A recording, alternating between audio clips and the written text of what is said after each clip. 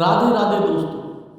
दोस्तों, आज मैं जो आपके लिए कहानी लेकर आया हूँ, इसे सुनकर आपका जीवन पूरी तरह बदल जाएगा।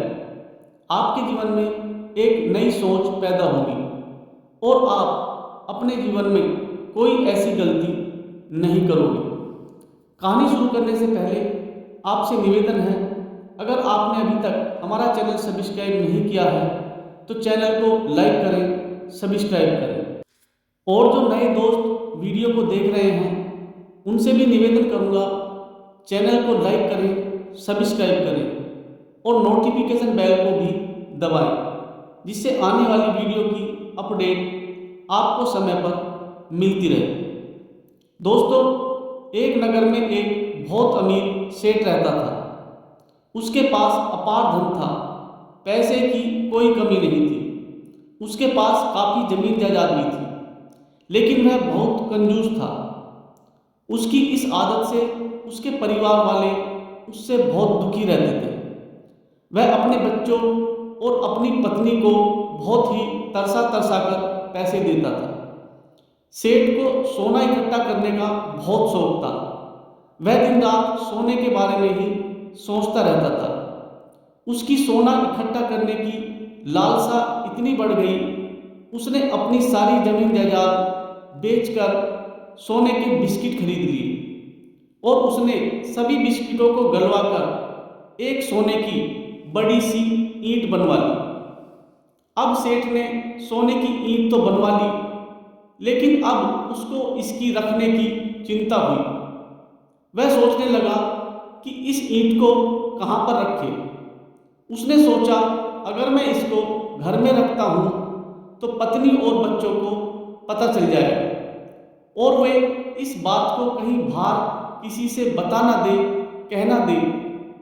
अगर बाहर लोगों को यह बात पता चल गई कि सेठ के घर में सोने की एक बड़ी सी ईंट रखी हुई है, तो इसके चोरी होने का डर है। सेठ ने एक योजना बनाई कि मैं ईंट को घर में ना रखकर मैं घर के पीछे वाले हिस्से में गड्ढा खोदकर जमीन के अंदर दबा दूं, तो किसी को भी इसका मेरे सिवा पता नहीं चलेगा। सेठ ने ऐसा ही किया। रात के अंधेरे में गड्ढा खोदकर ईंट को जमीन में दबा दिया और अपने घर वापस चला गया। लेकिन सेठ ईंट को लेकर बहुत चिंता में रहने लगा। वह रोज उस स्थान पर जाता जहां सोने की ईंट दबी हुई थी और उस स्थान को खोदता, सोने की ईंट को देखता और उसको वहीं पर दबा देता और संतुष्ट हो जाता। वह रात दिन सोने की ईंट के बारे में ही सोचता रहता था। उसने इस चक्कर में अपनी पत्नी और बच्चों पर भी ध्यान देना बंद कर दिया था। काफी दिन तक यह सिलसिला यूं ही चलता रहा। कुछ लोग काफी दिन से ये सब देख रहे थे। सेठ रोज आता है, गड्ढा खोदता है और उसको दबाकर फिर चला जाता है। उनमें से एक चोर था। उस चोर ने सोचा, आज रात में देखूंगा ऐसा इस गड्ढे में क्या है।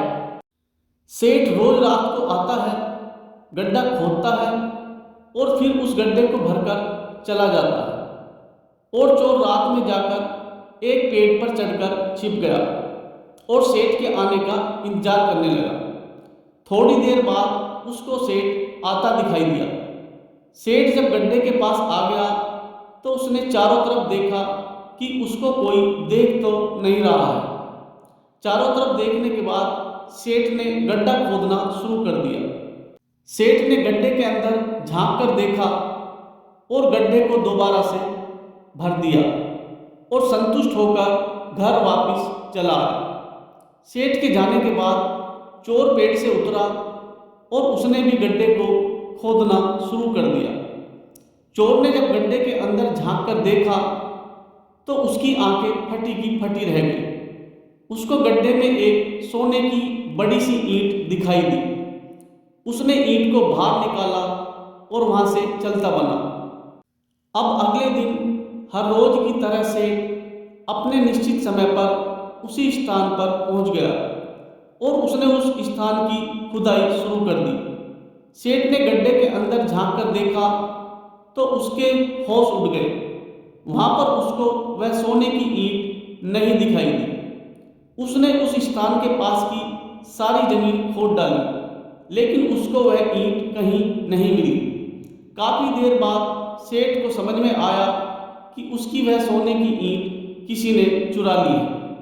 इस सदमे में उसका मानसिक संतुलन बिगड़ गया और वह कपड़े फाड़ फाड़ कर चीखने चिल्लाने लगा। सेठ की चीखने चिल्लाने की आवाज़ सुनकर सभी पड़ोसी इकट्ठा हो गए और सेठ के चीखने चिल्लाने के बारे में पूछने लगे। सेठ ने उन्हें सारी बातें बताई। पड़ोसी सेठ के बारे में जानते थे कि सेठ बहुत ज़्यादा कंजूस और लालची आदमी है। इसके साथ तो ऐसा होना ही था। पड़ोसी बोले, तुम्हारे पास जो धन था वह व्यर्थ था, बेकार था। तुम केवल यह कल्पना करते थे कि तुम धनवान हो। अब भी यही कल्पना कर लो, जहाँ सोना था वहाँ एक पत्थर रख लो और सोचते रहो कि सोना पड़ा है।